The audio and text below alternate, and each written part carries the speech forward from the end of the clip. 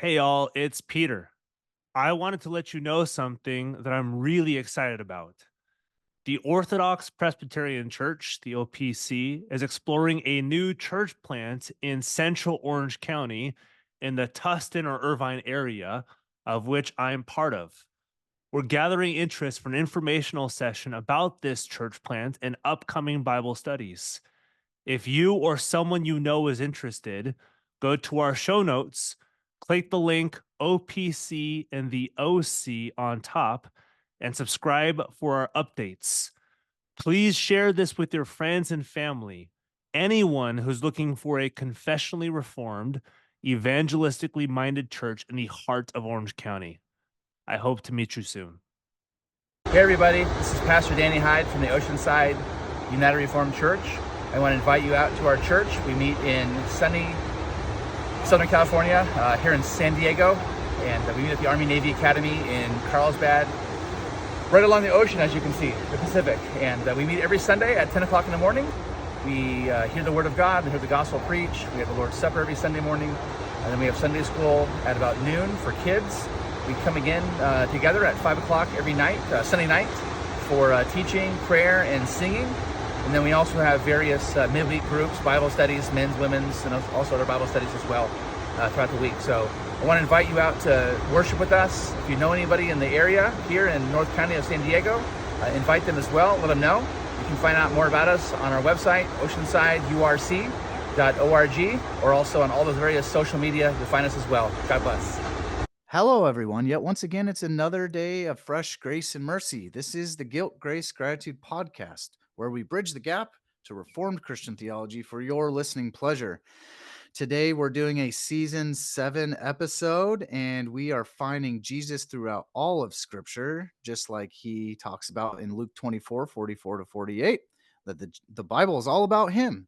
And so, again, we're going through every book of the Bible from start to finish, and seeing how the gospel promise given by God in Genesis 3:15 is developed. So today's episode, we're going back to the exilic texts in the Old Testament. We are doing Esther and Daniel. So two different books in the Bible in one episode, Esther and Daniel. And so before we jump into this conversation with Danny and Peter to help us out, I just want to do some quick show note reminders, housekeeping stuff. If you guys are new to our show, some ways to, listen to these episodes, watch them. You could either do it on YouTube, subscribe to us there. There's playlists. We do seasonal episodes on Mondays. And then our book club episodes come out on Thursdays. So you can see playlists sorted that way. You can also see them sorted, very organized on our website, Guilt Grace Pod, www.guiltgracepod.com. And if you are not knowing that this is a podcast, it's a podcast app. You go there, you subscribe there. And again, just check out our episodes that come out twice a week. And then if you wanted to find out more about us and just seeing what we're up to on social media, more kind of daily interaction in between episodes and whatnot, Peter runs the Twitter account. I run the Instagram account. And then also our third guest, Dr. Daniel Hyde. He doesn't run. He has actually his own social media accounts, so he's pretty active on there. So you can follow him as well. And then we are a 501c3 nonprofit, so we gladly accept donations to keep our podcast going and growing, keeping that bridge builders growing to help get this show out there. And also, if you guys rate and review us through our platforms, that helps with the algorithm, so this podcast is more easily found. There's also a NAPARC Church Finder link. If you guys are not already at a church and you want to find a confessionally reformed church, OPC, URC, PCA, there's many other confessionally reformed Presbyterian churches out there. That is a helpful link. Anybody in the audience have any other links for church finders? Please let us know. They could be helpful, especially Reformed churches outside the U.S. We don't really have that we know of a central point to kind of find those churches elsewhere. So, yeah, we're getting into this episode. We're about halfway through this season, almost done with the Old Testament. And so, yeah, I'll open it up to Peter and Dr. Hyde. How are you guys doing? Doing good. Yep, doing well. Ready to go. Nice, Cool. nice. Let's we want to start to as I have been doing lately. I look up commentaries while Nick is doing his little introduction thing because I forget to do it until this very moment whenever Nick starts doing that stuff. So I was looking through it. So I'll talk through my resources for Esther and Daniel, and then maybe we'll get into why we're doing Esther and Daniel now versus when I think people assume it should be before this, because we're doing this at the end of the Old Testament versus sort of in the middle of the Old Testament. So we'll talk through that pretty soon. But I have, and I've used is a strong word, but I've perused these, a few of these. One is Daniel. It's the Evangelical Biblical Theology Commentary from Lexham. It's one of their newer series. This commentary series is phenomenal. It does really push the redemptive historical link throughout all of Scripture, and then where the passages are pulling from, where the New Testament pulls from. It's really solid. This one's from Joe Sprinkle. We got the With the Clouds of Heaven. This is from James Hamilton. It's in the NSBT series. We've had a few books on the show for that one, and this is on Daniel. And With the Clouds of Heaven is a callback to Daniel 7. And this is one of the best ones out there, at least I think. And then another one from Ian Duguid, who's Dr. Hyde's former professor at Westminster. Esther and Ruth in the Reformed Expository Commentary Series. And then another one in the NSBT, Five Festal Garments, which is from Barry Webb, who I think is a professor somewhere in Australia. And then it's Christian Reflections on the Song of Songs, Ruth, Lamentations, Ecclesiastes, and Esther.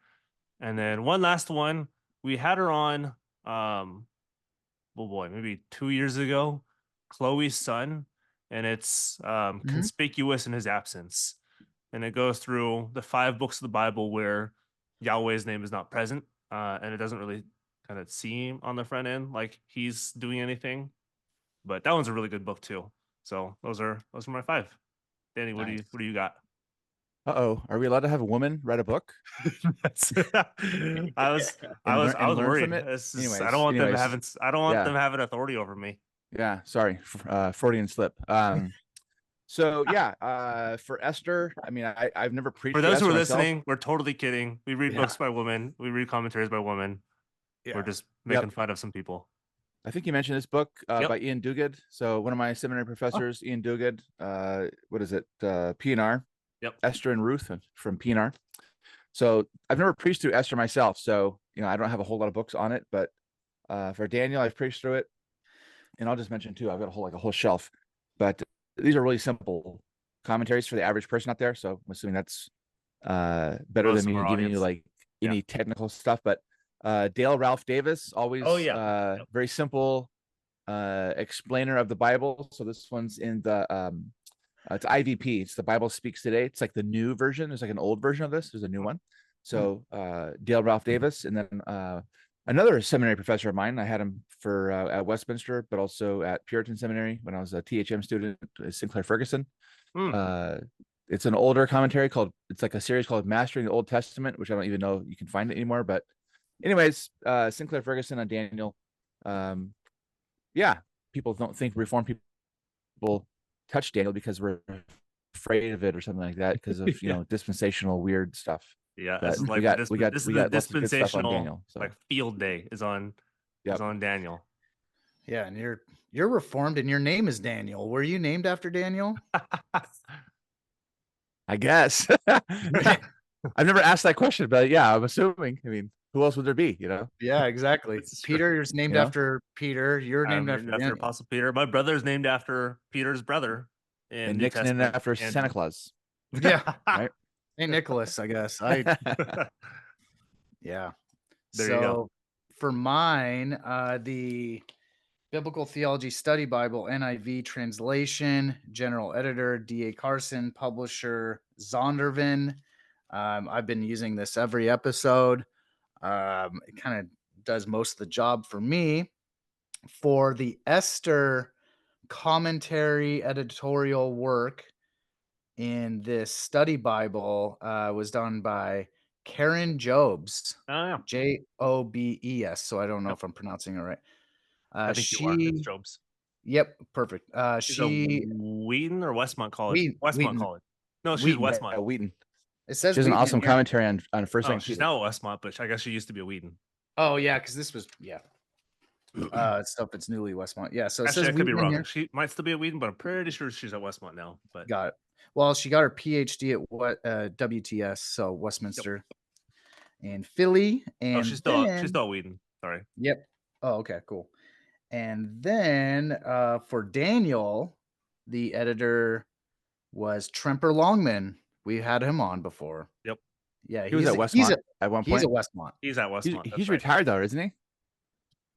I think he's like semi-retired. Oh, okay. But he's still at Westmont, I think. I think when we interviewed him late 2022 for our apologetics season, and I think he had just retired or something. Okay.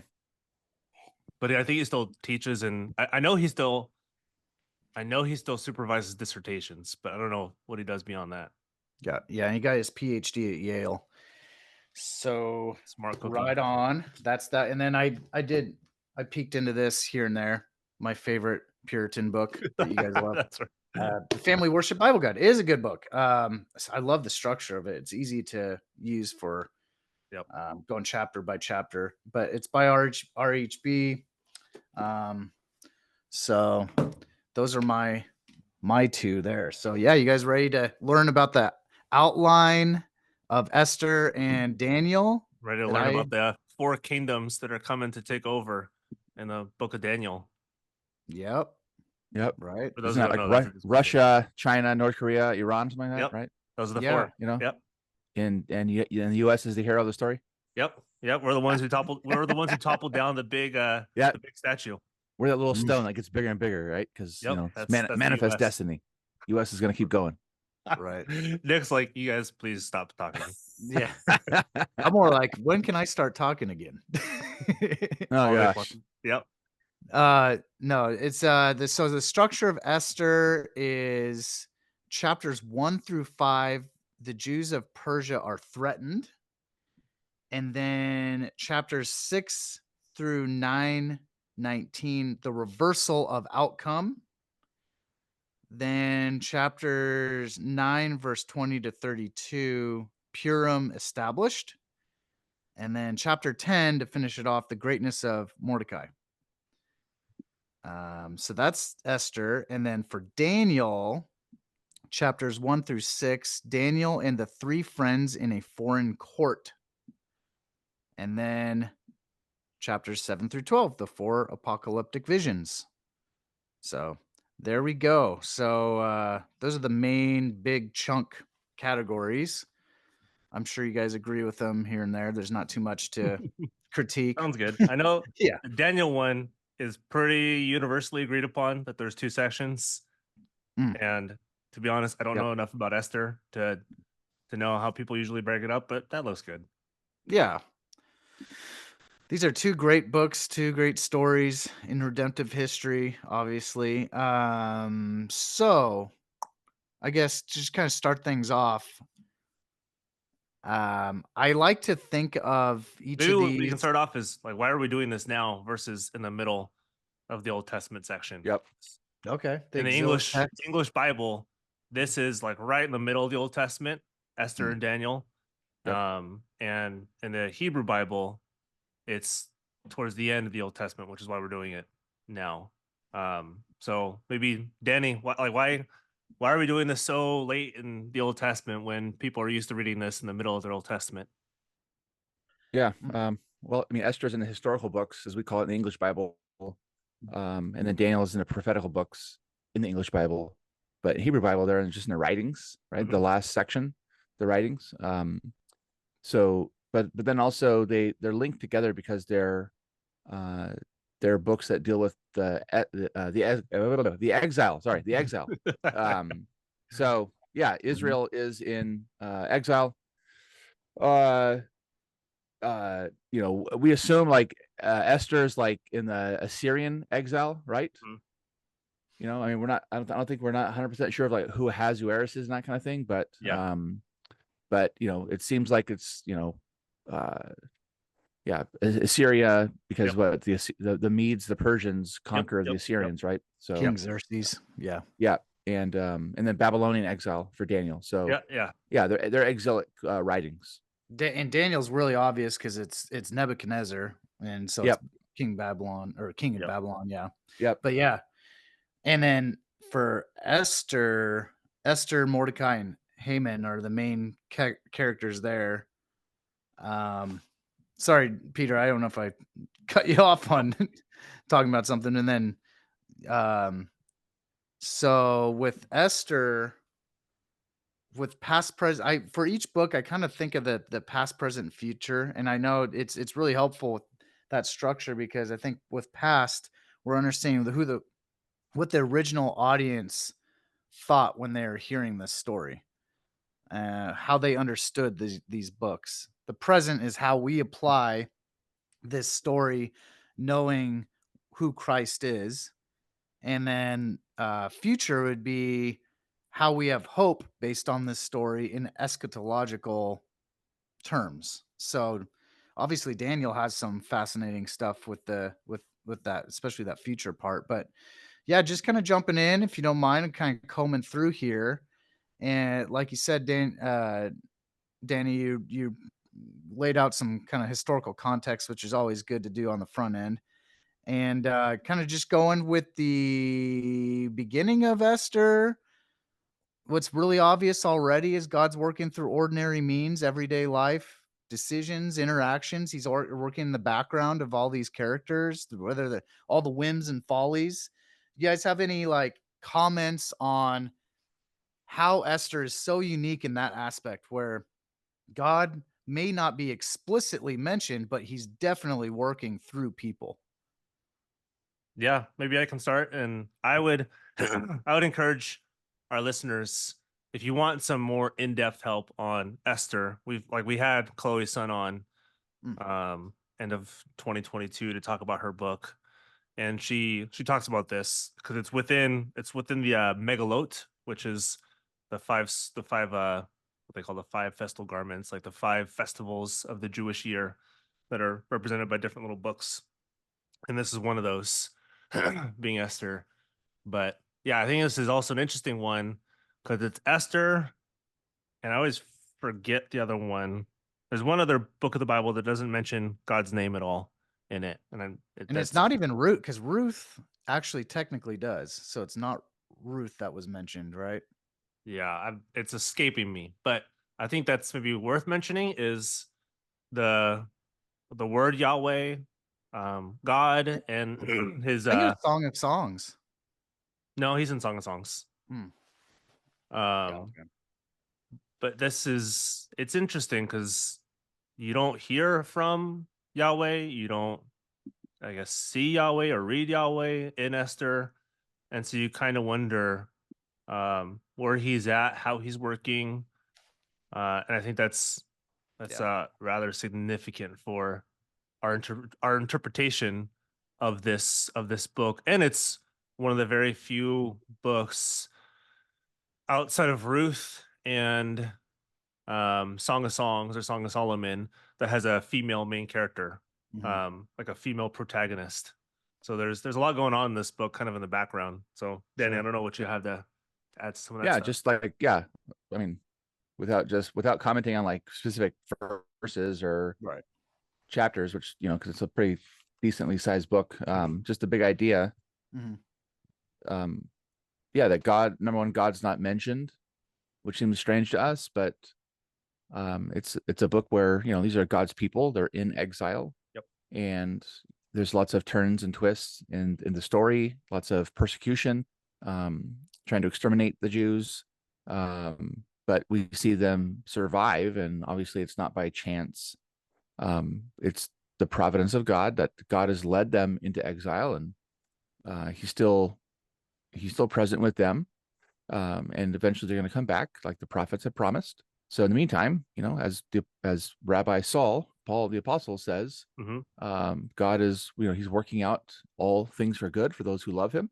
You know, there's not one thing that's outside of his purpose. Ephesians 1 says, like he works all things according to the counsel of his will. So yeah, it's a great story of God's providence and his guidance and his like invisible providence, invisible hand in the midst of a story that seems, you know, there's not a whole lot of good going on, but yet we see that the story ends right with Mordecai, like he's kind of like a Daniel figure, right? Hmm. He's this, you know, he's the person in exile who ends up becoming like very high, kind of like Joseph, you know, and Yep. Daniel, like they Yep. become I high know on the Mordecai's been compared to Joseph. yeah, yeah, like high in the food chain, you know, Yep. in a pagan land, in a pagan nation. So yeah, you see Yep. the Lord's providence in that too.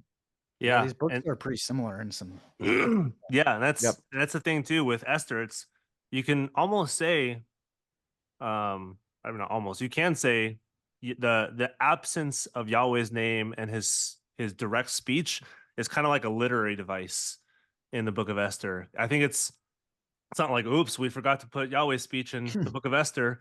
We that the editor either took it out or forgot to write it. And he was inspired, but like missed that day at work.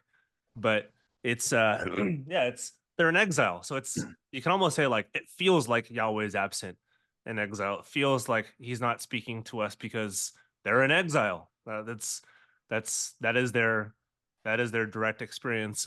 But like Danny said, that God is that doesn't mean God is absent. It's just God is orchestrating these things towards his good and the salvation of his people.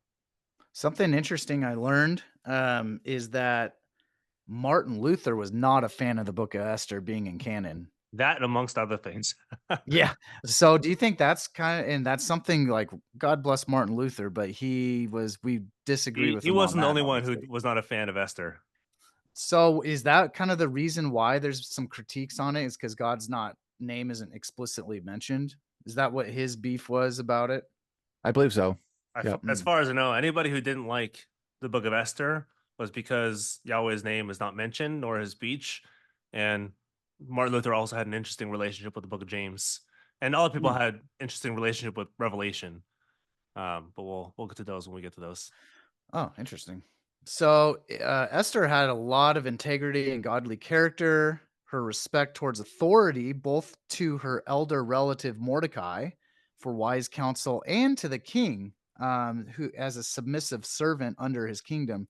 So, um, as all Christians together, we represent the bride of Christ. Obviously, our role is to show our identification to the Lord by submitting to Him. So based on Esther's character as a godly woman, how is that like very inspirational as for us Christians? I think we want to talk about Christ, not just the inspiration for us, but we want to like how does she prefigure Christ? Because she does a Right. lot of the same stuff that Ruth does. Yep. Because Ruth is the one who goes over to Boaz, like we talked about in the book of Ruth, and asks him to be her kinsman redeemer. She has no husband. She's a Gentile, and she's talking to a Jew, and that takes some relative courage right there. And she's the great grandmother of David.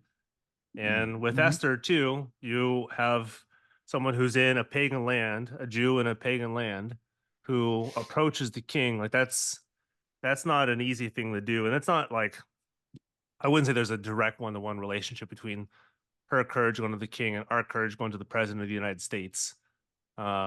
Which I think people have somewhat said that, or like to the governor, or say, "Oh, these things are wicked and stuff." But it's there's some parallels between her and Ruth. There's some parallels between the the like a typological deliverer of her people, kind of the least expected. You don't expect a woman um to be the one who walks up to the, you expect a kind of a highfalutin guy who's a commander or who's respected, who walks up to the king, but you don't expect a woman coming out of nowhere. And then her being the one who's like, who kind of like A has the courage, but B is sort of cunning too. Yeah. She's the one who kind of changes things up. So I think there's stuff parallel with other biblical characters, but also what we see in Christ too. So it's not just how does she inspire us Christians, but it's who does she look like? So just the drama background real quick is that this Haman guy is a really bad dude. He's the king's right-hand man, and he's trying to kill Mordecai, who is a Jew, who's Esther's right hand, or who's Esther's relative. Everyone knows Mordecai is Jewish. No one, uh, Esther being Jewish is not as well known. So Mordecai has a plan where Esther can uh, join this contest essentially to win the king's favor, so that there could be Esther essentially kind of turns into what kind of a redeemer that intercedes and is there to essentially save the Jewish people in the end, right? Which is exactly what Ruth does. Yeah. So Yep. you see these parallels between Esther and Ruth, which is, yeah, it's important to see, especially in the context of what Nick talked about at the beginning of this, the Genesis 3:15 line, where the seed of the woman will come and crush the serpent's head while his heel is bruised. And so you see this line of women, especially kind of like Ruth, kind of molded around Ruth, Rahab, all of that, who step in to intercede for God's people. Yeah. I thought it was really interesting too that this plan to destroy the Jews totally backfires on Haman. And you see that on how Satan tries to destroy Jesus on the cross and it backfires on him. So there's just kind of some parallels there on, you know, this has happened throughout history, the world hating Israel and God's people and delighting in their destruction and trying to destroy God's people. But God in the background is always saving his people, and we see this through the story of Esther. And you see this especially in redemptive history of how God saves his people through Jesus dying on the cross. And Satan wanted to use the cross to kill Jesus, but then it backfired on being God's plan the whole time. So, There you go. Yep. anything else before we kind of move along? I know we kind of just brushed right over. I guess is that Esther in a nutshell? Do you guys want to move on to Daniel? Yeah, I would say in general, that's Okay. yeah. I mean, it's. I mean, yeah, you can like without quickly go through, yeah, like the without reverse. I was going to say like without the Jews being preserved, Yep. there would be no Messiah, Yeah. right? Yep. Like You're in the seed of the woman. exile, and Yeah. that's their yeah, they don't have very good fortunes right now. And Yep. especially if the king is about to exterminate the Jews Yep. in the book of Esther, and then Esther comes around and intercedes for her people, foils the attempt to wipe out the Jews, which again, you think this is what the Pharaoh tried to do in the book of Exodus, is what Herod tries to do Yep. in the Gospels. This has been the thing over and over and over again. And then you have the Purim festival after that's been reversed. Yep. And the Purim is kind of a yearly festival, and where this is celebrated, that the Jews are saved, that they are redeemed from the grip of an evil empire, really, and they are promised a return, but they don't yet know when that's going to be. Yep. Is there any helpful understanding of like how the story ends? It's a very happy ending, obviously, and the greatness of Mordecai at the very end, chapter 10, is like the king glorifies Mordecai, creates him as the new right hand man, replacing Haman, and gives him a signet ring and all that language. Is that have any like eschatological or Christ-like kind of parallels? I think Danny pointed out, and he can go into this even further, but I like your nearest referent for this is Joseph. Yep. Joseph Oh, at the okay. end of the book of Genesis, the same exact thing happens to him, Oh, where he is promoted to the right hand of Pharaoh, and then Pharaoh tells him, everything that is in my kingdom is yours. So he's Yep. he's at the right hand of a pagan emperor, the most powerful human being on the planet at that point, and he intercedes for his people Israel when the famine comes. He's the one who has the preserves of the He is the one who preserves the food, so all of Israel comes over there. His brothers come over there. Those whom tried to kill him, again, all these kind of parallels between Joseph, and I think this has already been pointed out, Joseph and the Book of Esther.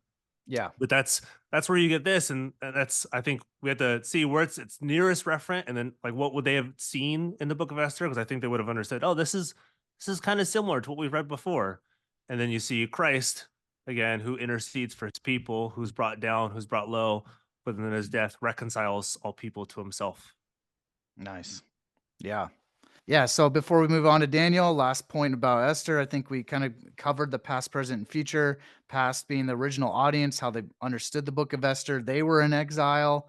The present and the present, now that we know who Christ is, how we apply this book of Esther today for our everyday lives as Christians, and how Esther saved her people from destruction, just as Jesus saves us from the penalty of sin. And then look into the future, just more eschatological hope that we will, as God's people, be winners in the end.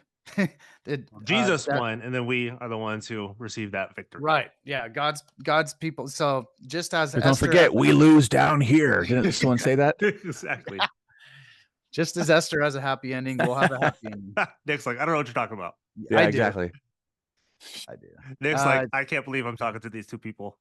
No, I love you guys. I know we're just sometimes I just don't know what to say. It's okay. That's what my All wife good, says man. too. Sorry. Yep. My wife Sidetrack. says the same thing. What do I say to what Peter just said? Yeah. I'm So used to for Daniel, let's get into this one. 15 minutes in the book of Daniel. Let's get it. Yeah, do it. Not you, Daniel Hyde, but Daniel Okay. in the Old Testament. So this book is fascinating. We're talking about a bunch of dreams. We're in the Babylonian exile. We got King Nebuchadnezzar. We got King Nebuchadnezzar turning towards the Lord after he turns into a wild animal. And then you got King Nebuchadnezzar's son, who's wicked and sees writings on the wall, and that's interpreted. And then you see the destruction of Babylon and handed over to Persia. So, and then obviously his Daniel's three friends put into a burning furnace when they decided not bow to Nebuchadnezzar's statue, and they were saved. They weren't burned up. And then also Daniel in the lion's den was preserved and saved. So yeah, great story. And that's actually before we even get into this big apocalyptic version of Daniel 7, the big apocalyptic kind of chapter in the Bible. And then, but 7 through 12 has the visions. Yep. So let's do you guys have any thoughts or statements that you want to say before we kind of just scrub through kind of start to finish on Daniel? Well, let's get in it. We Cool. don't have much time. Yeah, no worries. So kind of starts off with Daniel's training in Babylon and God's wisdom versus Babylonian wisdom. And so Nebuchadnezzar's dreams interpreted by Daniel. So let's talk about Nebuchadnezzar's dreams. And before we get into the blazing furnace fire where they got thrown in there. So we're in the beginning of the book of Daniel. It starts off with Nebuchadnezzar having these wacky dreams and he needs somebody to interpret him. And Daniel is chosen. So what's the background and context of that? Could you help us with that? Just understanding what this is all about, the beginning context. Welcome back to Joseph. This is Okay. exactly the same stuff that happens to Joseph. You got Oh yeah. You have an Israelite in pagan country, and the emperor king has dreams, and he's looking for an interpreter, finds other interpreters, kills those interpreters because those interpreters are wrong. And then Daniel is the one who has the interpretation, just like Joseph is the one who has interpretation.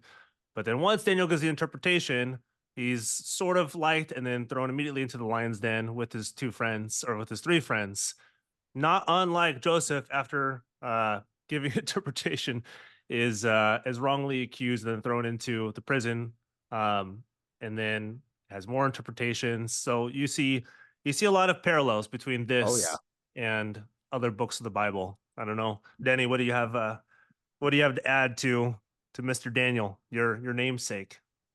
Yeah. Mhm. Yeah. No, nothing a whole lot. Just other to say, again, they're in exile, Yep. and Daniel and his friends are chosen because they're like really smart kids, Yep. most likely like the upper crust of society, like aristocratic They're society. trained in pagan society, just like Moses is Yep. trained in pagan society, just like Joseph is. Yeah, and the whole story about they don't eat the king's food. They just eat vegetable and water, but somehow they're stronger, and like their faces are more radiant than the kids from Babylon who are eating all the meat and all this stuff.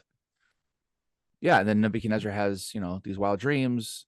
I think it's interesting how it's sort of like the magicians with Pharaoh, because the magicians of Pharaoh can kind of fake things, True. but they can't really do real things. True. And then Right. here, like Nebuchadnezzar says to all his magicians, like they're all gathered together, and he's like, tell me what I dreamed. Right. And they're like, well, we can't tell you what the dreams mean unless you tell us what the dream was first. And he's like, no, I don't want to know what the dreams mean. I want you to tell me what I dreamt. And they're like, how are we supposed to read your mind, bro? And so yeah. And Daniel's like, supposed to be like I got you, bro. yeah, they're supposed to like have like this divining power, and then Daniel shows up, and God tells him like, okay, here's what he dreamt, and here's what it means, and it's like kind of mind blowing. So There you go. Nice. Yeah. and that leads Nebuchadnezzar to like praise God, right? I mean, he praises Yep. God, so Yep. at Yeah, least temporarily.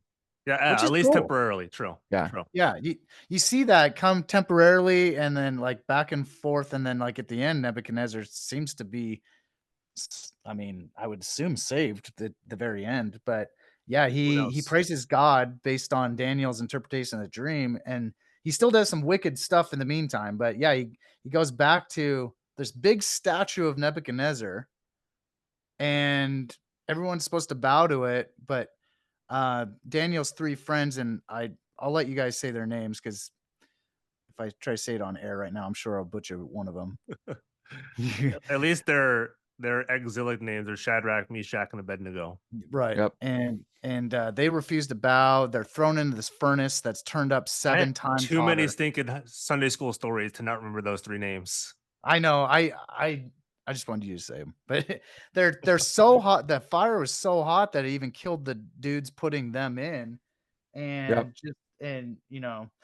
just like in the end of Daniel, when the But guys there's that another dude in there because they Yeah. So who's the other person in the fire? That's the question. Yeah, they this is- throw 3 well, people into the fire, and there they're like, was another in the fire. Wasn't it Son of like a Neil Man. song or Bethel song or something? yeah, and you got another. They noticed like, hey guys, we threw 3, but there's 4 people in there, and they're just kind of chilling.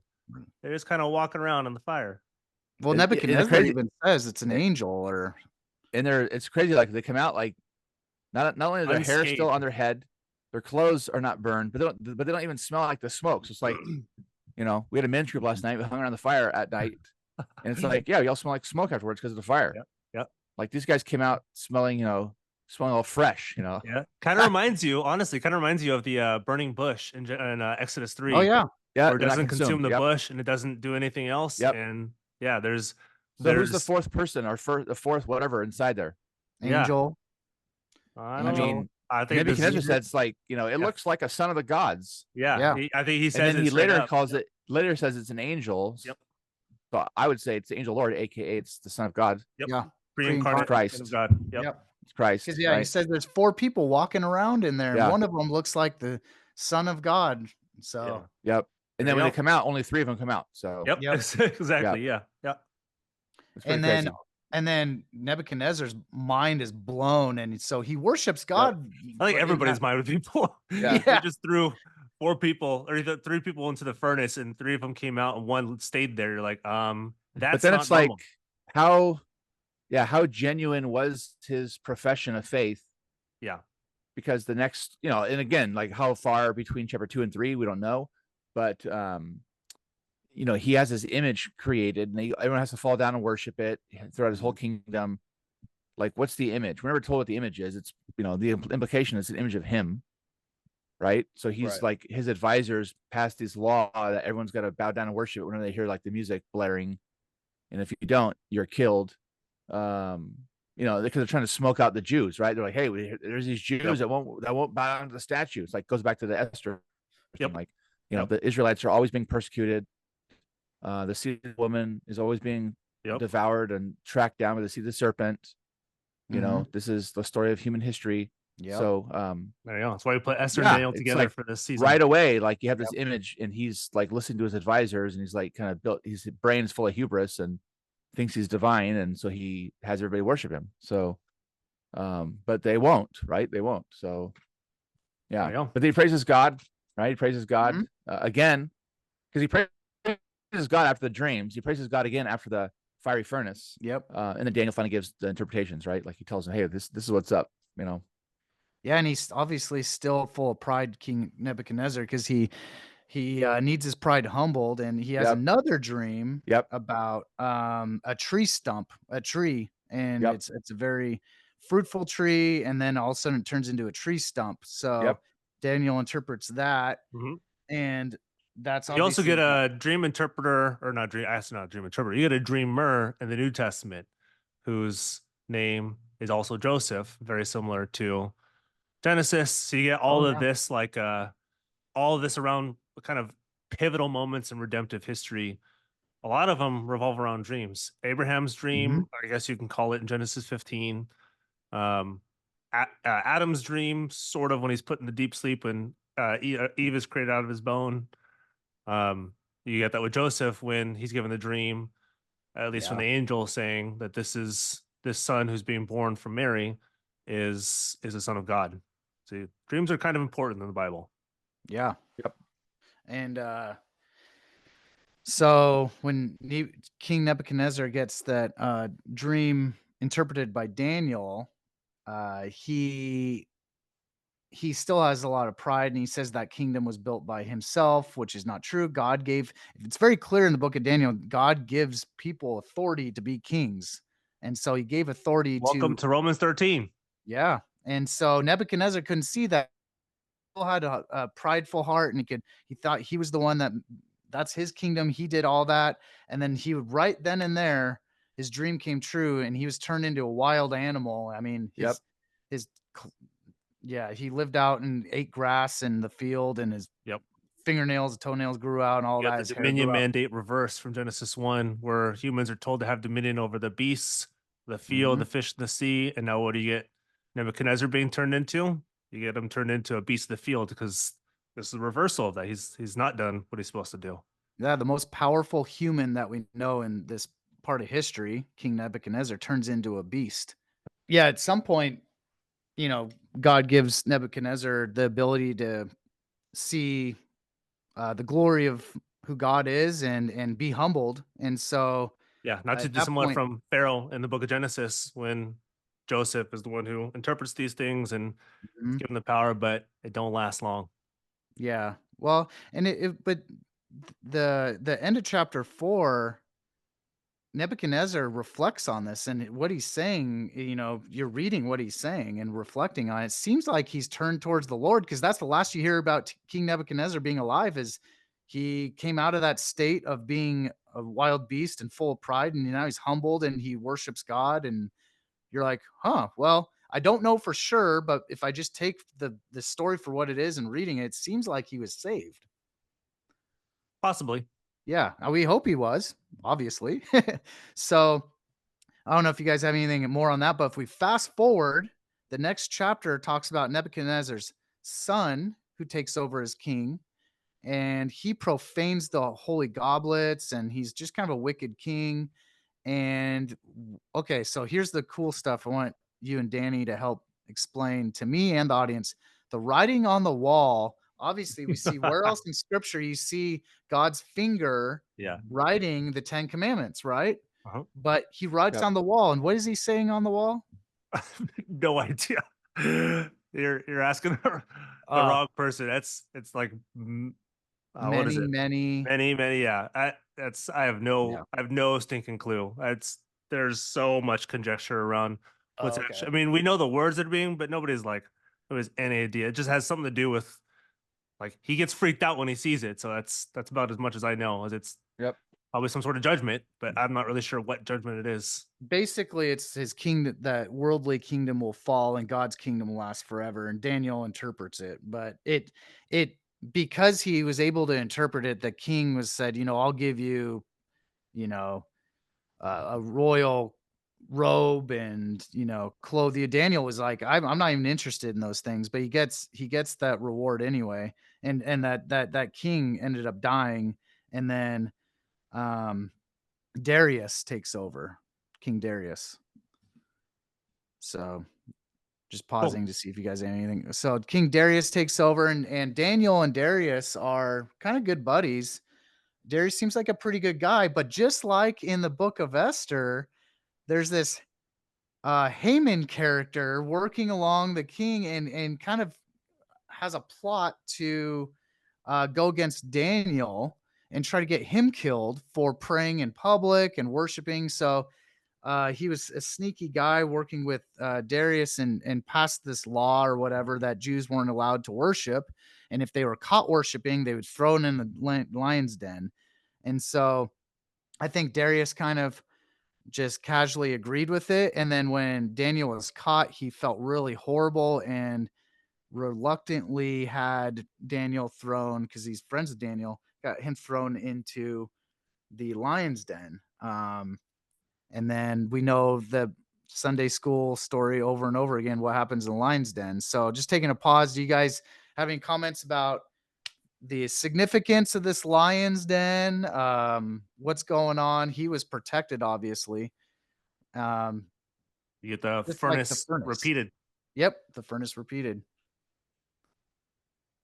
So All good, yeah. man. That one's like, a famous story, and Yeah, that people, was very, right? yeah, they should be killed, but I mean, this is, I guess, a little theologically charged, but yeah, he's been given dominion over the lions. The lions don't kill Oh yeah. him. He's the one who orders the lions around. Yeah, and we see that in the new creation where, man and animals like lions can be at peace together.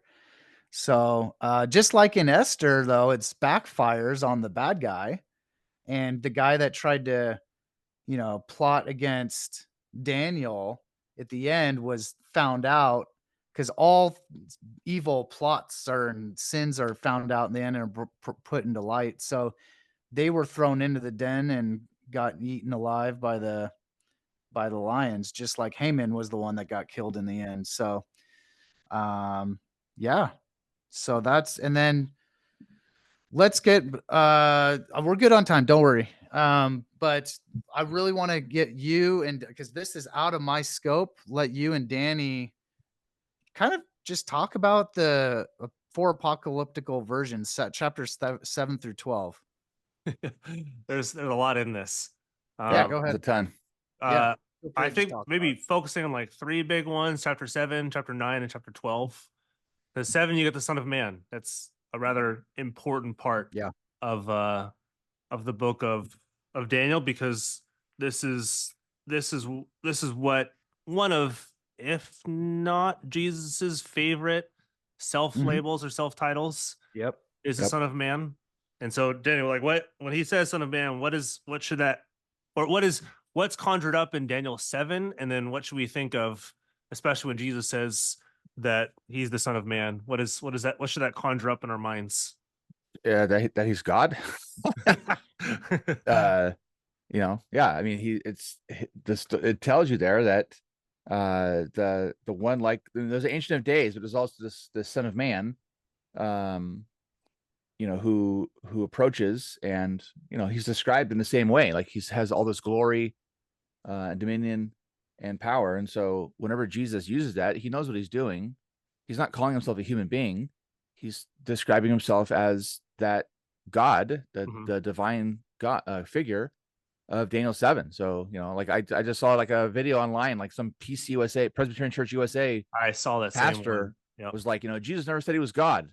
Ooh. Are you kidding me? Like, do you not know what the Son of Man means? Like, give me a break.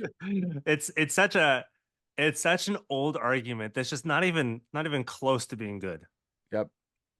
But yeah, it's also too, you have the Ancient of Days, and the Ancient of Days sends somebody else. So he's the same Ancient of Days, and that he's different than the Ancient of Days. He Yep. comes down in the clouds. He's got all the power and authority and dominion that the Ancient of Days has. Yep. So you see this vision of the one. So it's interesting, even too in Daniel 7, you get this distinctness in persons, and Yep. yet the same in person. So you have Yep. the Ancient of Days who sends, but the one who sent is also Ancient of Days. You're like, well, how Same, does yeah, same in essence, not different sorry, person, same same in essence. Yeah. essence, not and different persons. So yeah, you get a very clear divine dream. Again, another dream in the Yep. book of Daniel. Dreams are pretty big in the Mhm. Bible. And when Jesus usually self-describes himself, he calls himself Son of Man. And it's not like, oh, Son of Man is because he's under Adam, and Son of God is because he's the Son of God. It's both are equally highly charged divine titles. Yep. So it's not just man and God. It's both are divine. Mm-hmm. And then Daniel 9, you have this is the other big one. There's some stuff that I'm skipping, but these are kind of the big tent poles, as it were, in Daniel. But Daniel 9, you get basically every dispensationalist's favorite part of the book of Daniel. The 70 weeks, you have Jeremiah.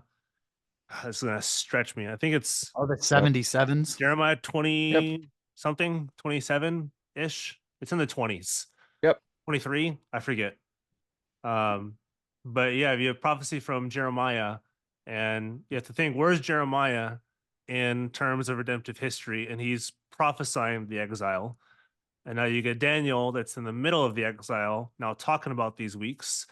And he's describing this kingdom coming at the end of these weeks, the 69th week, and that week, the 70th week being that week that the Messiah rules, and all sorts of fervor has been made about it. But then you get this when you have the Son of Man come in, then you have the Messiah's rule. Yeah, like his rule begins. It's not we're not waiting for the rule of the Messiah. We're not waiting for his 1,000-year reign.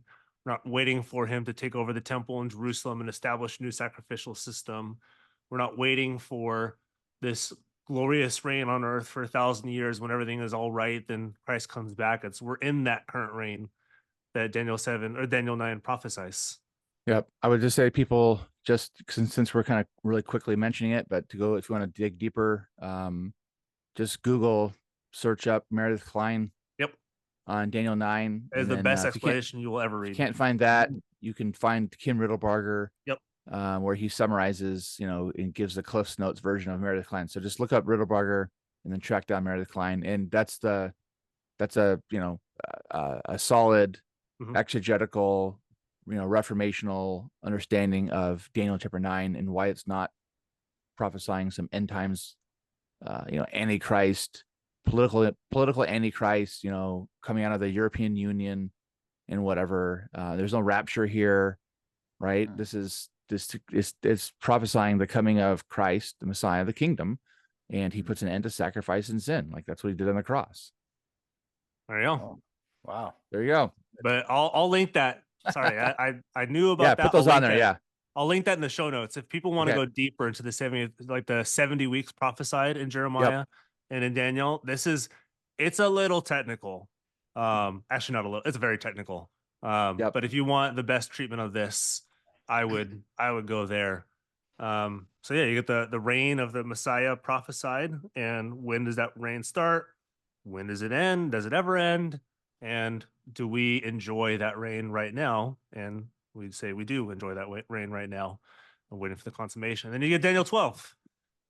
People are always asking, does resurrection language happen in the Old Testament? And you can say, assuredly, yes, it does, because Daniel 12, 1 through 2 talks about the resurrection of the just and unjust, the good and the evil. And it's not saying like there's people who've done good and people who've done evil, and they're according to their works. It's those who are found in the Son of Man and those who are not found in the Son of Man that all are raised up in the last day. And this is all in that apocalyptic vision at the end of chapter 12. So you get the Son of Man prophesied in Daniel 7. You have his reign, I guess you could say, prophesied in Daniel 9. And then you get the resurrection in Daniel 12. Cool. Nice. Yeah, that was good. Yeah. That's I think everybody looks at Daniel and just sees like Daniel in the lion's den or Daniel in the furnace. But there's a lot more going on than just that stuff. And it's Mhm. eschatologically charged, but it is focused on the reign of the Messiah while still looking backwards and finding parallels with other books, like we've said with Joseph, with the dreams, and those dreams looking forward to the one who will break down the foundations of this kingdom, not by conquering them necessarily in the way that we think he's going to conquer them, but by being the cornerstone who's rejected. And by him being rejected, he overcomes. So what you're saying is Daniel is very much already, but not yet eschatological Yeah, he understanding. takes prophetic texts, like I say, from Jeremiah and Isaiah and others, and he says, we're looking for the beginning of this with the coming of the Messiah, and don't just look for some earthly reign to be the messianic reign. Look for the spiritual reign that's consummated in this physical reign when we're all new creation. Yeah, because I think where the confusion some people get hung up is obviously Daniel was written way before Christ was incarnate. I'm trying to guess how many years was Like it? 500 years or so. 400 years. Yeah. So This is somewhere around the 6th century. yeah, so let's just say that there people are trying to figure out is he talking about Jesus coming the first time or Jesus coming the second time? Yes. And we're living in between where it's talking about both, right? That's where Danny talked about the prophetic idiom. This is Mm. Yep. prophets prophesy. They can't necessarily see all the mountain range. They can't necessarily see all the fulfillments. And so when they speak, it can sound like everything's happening all at once. But then when the apostles, especially in the book of Acts, start preaching, you can tell that they're understanding this is a process. It started, but it's we're waiting for its consummation. Love it. Cool. Cool. All right. Well, that's the books of Esther and Daniel, and we got 2 more weeks of Old Testament.